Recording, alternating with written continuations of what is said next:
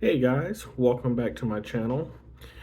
This topic I'm going to go over is a little bit different from what I usually talk about, but you may not know, but I have two daughters that fly for two mainline airlines, and the last 5 years or so, I've been meeting new parents, new relatives that have, loved ones that are flight attendants, gate agents, grounds crew, whatever, that work for airlines, and they're on their flight benefits, and they're trying to navigate around this. So, um, I'm probably not the best, but these are the 15 things that I've come up with over my period of figuring out how to navigate this standby life and to make it work for me. And I hope this works for you.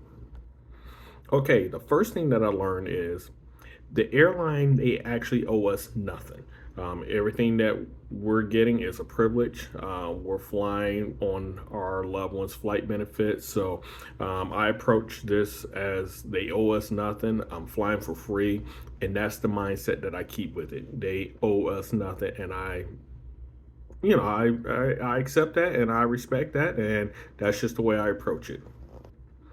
The second thing that I came up with is want you to understand you have to learn how to use the company's portal. And I don't mean their website. What I mean is the portal, the back end portal that your loved one is going to give you a website on how to book flights. Understand that portal, understand how to use it, and navigate through it. You may want to practice with it. We fly a lot, so I'm very familiar with it. But for yourself, you want to learn that portal, get the sign in password, and learn how to book your own flights. It will save you a big headache. It will save your loved one a headache of having to stop what they're doing to try to book your flight or try to move you around. So learn and use the portal regularly. My third tip is understand the company's priority codes. And what I mean by that is you will be either assigned there's a certain standby codes that each airline gives out, and it's kind of like a priority code. And it's going to have some initials, and that's where you're going to fall. So understand the priority codes. That way, when you're looking at booking a standby flight, you will understand where you are and who will be ahead of you. And if you see certain names and you see certain codes, you will understand, okay, I'm not getting ahead of that person or anything like that. So understand those companies priority codes, and also remember that you're flying based off of your loved one's seniority. So you may share the same code as someone else, but if let's just say you and I are flying and we're competing for a seat, if your loved one has higher seniority than my loved one, you're going to be ahead of me. So it all goes off of seniority. So understand that as well.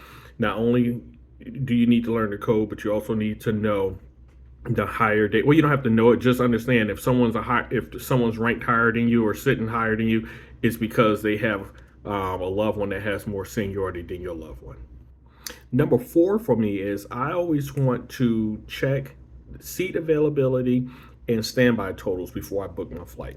Um, when you're booking your flight, first thing I look at is see how many seats are open, and I compare that against how many people are flying standby. Understand that before you book a flight, because you may book a flight and may not pay attention to it, and that flight may already be full, or there may be 15 seats available, but there are 20 people on standby.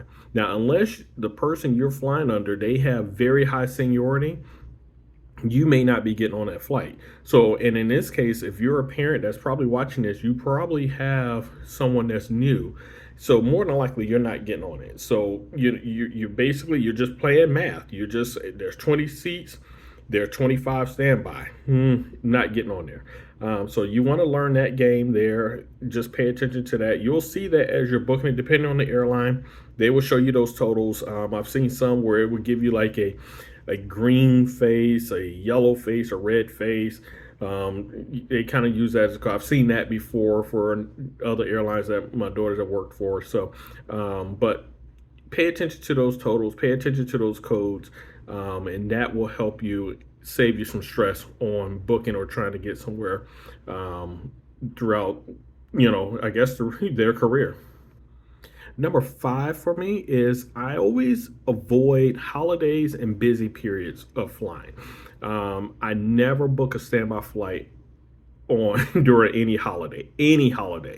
Avoid it because you're not getting on. The flights are going to be busy, they're going to be full, and you're not going to get on.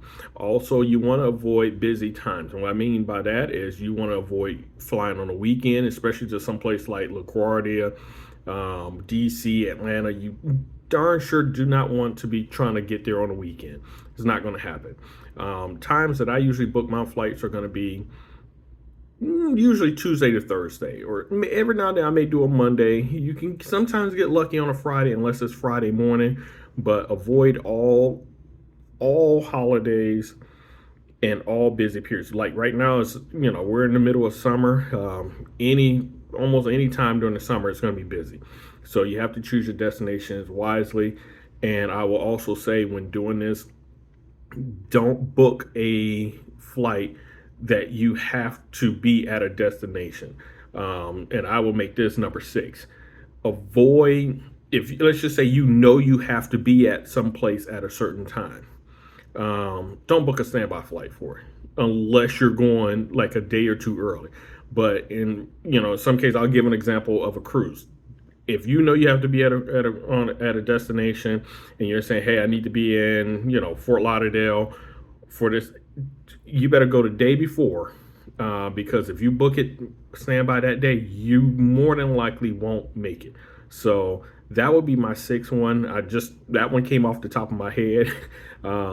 But avoid booking a flight during a time that you have to be somewhere. Now, if it's something, it's a leisure trip, by all means, you'll have time to play around, and you may get bumped from some flights. But if you have to be somewhere by a certain time, you better go a day or two early if you're flying standby. Number seven has worked out great for me. Get TSA pre-check or clear if you want to. We use pre-check. It's worked out great for us. We fly a lot, and when I say a lot, we fly.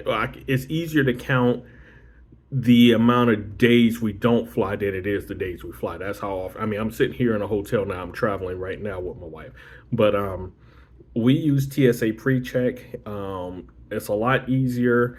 If you're flying standby, the last thing you need is to be in the regular line and you're stuck and you can't, and it just so happened you got a seat that you need for this flight to make another connecting flight, but you're stuck behind the gate. Now you can get there early. They always say you get there 2 or 3 hours early, but I've learned using TSA pre-check, it saves me a headache. I usually breeze right through most, if not all, airports. So TSA pre-check. I'm a little iffy on clear, but I mean, some people may have it and like it, but I'm more of a TSA pre-check fan. Number 8, in the words of Erykah Badu, pack light. I say this all the time when we're going. We are not the bag lady in that song. We pack light because we utilize carry-on. You want to utilize carry-on and personal items. If you check a bag and you're flying standby, there's a great chance that your bag will get to the destination, but you won't. And you're going to be stuck either trying to get it back or trying to figure out how to get to it. I don't do check bags at all unless, maybe I've done it once and got lucky, but I avoid that. It's just to make sure I have everything with me. To carry on, if you're packing light and you got enough, you got enough time, and you can make it work that way. But my advice: use carry on and personal carry on only. Check bags is a gamble. I mean, it'll get there. Well, actually, between the two, it stands a better chance of getting to your final destination than you do. So just keep that in mind. All right, my next one. Once you book your flight, one of the things I would recommend is download that airline app. Now, you can't book your standby flight through the airline app or through their website, but once you get your confirmation code from booking it standby, you then can punch in your confirmation information and you would then have your boarding pass on your phone. That will actually help you on you don't have to go to the kiosk and print out a ticket. You can then go straight to TSA with your phone and just use your app for gaining entry. It will also give you your updates and everything. So you're basically, once you plug all your information in, you're like a normal customer per se at that point. As far as being able to check for updates, if the flight's canceled or delayed, you can see how many seats are available. They also give you the standby totals on that as well. So it really, really, really, really does help to have that app downloaded. And some apps work better with Apples, or we're family divided. I'm the only one on Android, and certain apps work. In fact, all the apps work great with on my wife's Apple phone and watch. But there are some for Android, I can't get it in the wallet. But either way, the app still works. So if I just pull up the stuff in the app, but download the app once you're booked and enter that information, it will save you some time. All right, number 10.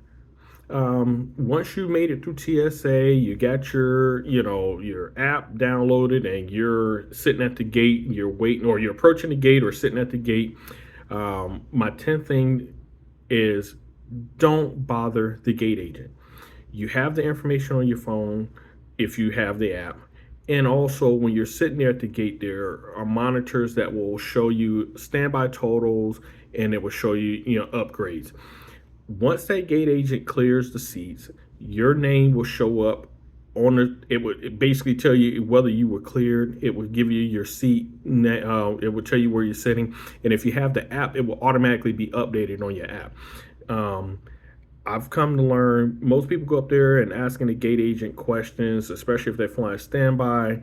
The gate agent is now distracted on dealing with you rather than clearing the seats. So let them clear the seats, so that way we all can get on. Basically, also, we don't want to get on later because we have somebody standing up there talking. They didn't get a chance to clear, and then we don't get any carry-on space. So let that gate agent clear those seats. It will show up. I promise you, you're on the list. If you made it through TSA and you're on that list. So you don't have to go and ask the gate agent, hey, I'm flying standby, am I on this list? You're on the list because you're at the right gate. You wouldn't have been at that gate if you didn't know, if you weren't on a list. So let them do their jobs. Let them clear as soon as they can, because that works out for you. Because especially if you get a great seat and you're in how it is, you get loaded up in certain groups. The last thing you want is you get some great seats and you're going in the last group because that gate agent didn't get to clear on time because they were answering everybody's questions, and now there's no space for your carry-on stuff. So you want to try to get on as early as possible, and the only way that can happen is leave the gate agent alone. Let he or she do their job. That's the best advice I can give you. All right. Next rule that I've learned is you want to follow the company's rules.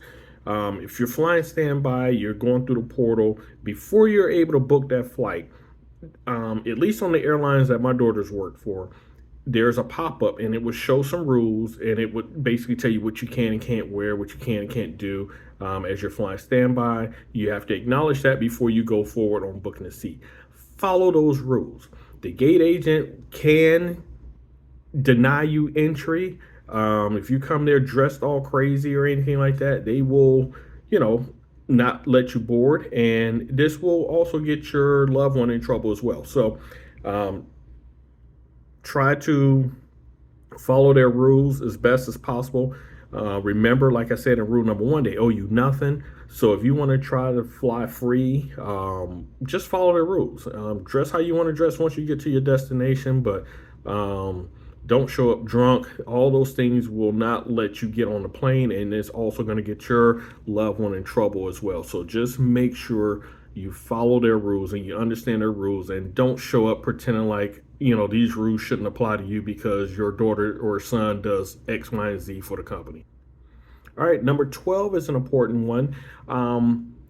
You want to cancel your flight if you can't make it.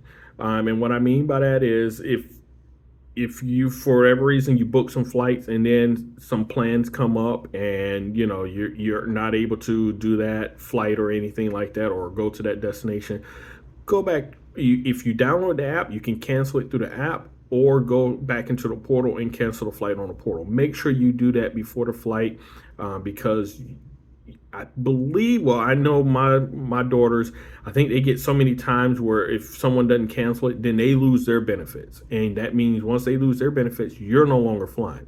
So try to make it easy. Like I said, this goes back into following the rules. Cancel your flight if you cannot make it. Don't take the attitude of, well, they know I didn't make it because I wasn't on the plane. Yeah, but they need to have that cleared, so that way, I'm assuming, so that way they don't have you accounted for and they could put somebody else on that plane. So what I'm saying is cancel your flight. And also, you don't have to cancel flights if, let's just say, you're flying from the East Coast to the West Coast, but you got to do a layover in some other place. You get to that layover spot, but you can't get on that next flight you don't have to cancel at that point. They're going to automatically roll you to the next flight. And a lot of times you don't have to go up and ask the gate agent that. If you have the app, you'll see it on your phone. It'll automatically roll you to the next one.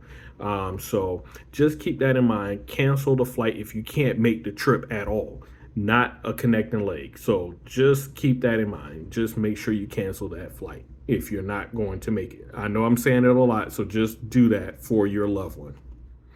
And my last and final rule, which is probably the most important rule, is to keep in mind of rule number 1. They owe you nothing. If you have that mindset going into it, you will be fine. You will handle it like a trooper. I've been doing this about 5 years, flying standby. It is a lifestyle. It is funny. You never know where you're going to end up sometimes, but it's just, as long as you go into it with a good attitude, you'll be fine. Just learn also how to connect the dots. Sometimes you may want to, this is like a little bonus one here. You may be trying to get from the East Coast to the West Coast, and sometimes that direct route may not go. So you may have to fly into a different city that you may not have planned on going to, just to get to your final destination. Learn how to do that, and learning the app and learning the portal will help you understand that. And a tip that a gate agent gave me is work backwards. So if you're going from, let's just say Fort Lauderdale to LaGuardia, I look from LaGuardia and I work it backwards to see what are the connecting flights in between there. That way, what I can do is, if let's just say that one of those legs are full, I can find another city to that connecting city. So you want to find out what airports will fly to your final destination, and keep that in mind as you're booking. So that's a bonus one. As the final one was, keep in mind that you're owed nothing. But my little bonus tip is learn where you're going and what other airports connect to it, and that will help you, navigate the standby life a lot easier. All right, guys, those are my tips on flying standby as a parent of 2 flight attendants, and it has helped me, and I hope it helps you as you travel going forward. All right, y'all have a good one till next time.